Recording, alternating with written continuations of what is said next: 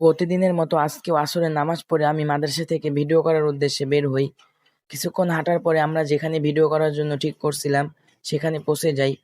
আমরা সবসময় প্রাকৃতিক পরিবেশে ভিডিও করতে বেশি স্বাচ্ছন্দ্য বোধ করি, আর আমাদের কাছেও এই জায়গাগুলোই ভালো লাগে।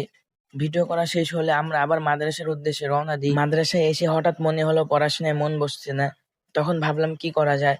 মনে পড়লো অনেকদিন ধরে মুড়ি মাখানো খাওয়া হয় নাই, তাই সবার থেকে টাকা তুলে বাজারে যাওয়ার জন্য রওনা হলাম। বাজারে গিয়ে পরিচিত এক ভাইয়ের দোকানে গিয়ে বেশ কিছু জিনিস কিনে ফেললাম।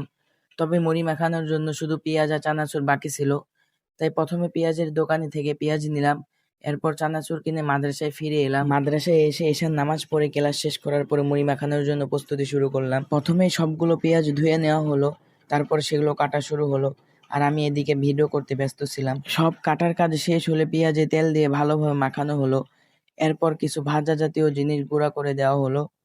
সবগুলা গুঁড়া করা শেষ হলে তার মধ্যে চানাচুর মিশিয়ে দেওয়া হলো, আর অবশেষে আমাদের মুড়ি মাখানোর কাজ শেষ হলো। একটা কথা কি জানেন, মাদ্রাসায় একসাথে বসে মুড়ি মাখানো আর খাওয়ার আনন্দ যারা ভোগ করছে শুধু তারাই জানে এর আসল মজা কতটা। তো আমি এদিকে মজা করে মুড়ি খাই, আর আপনারা আমার চ্যানেলটি সাবস্ক্রাইব করেন।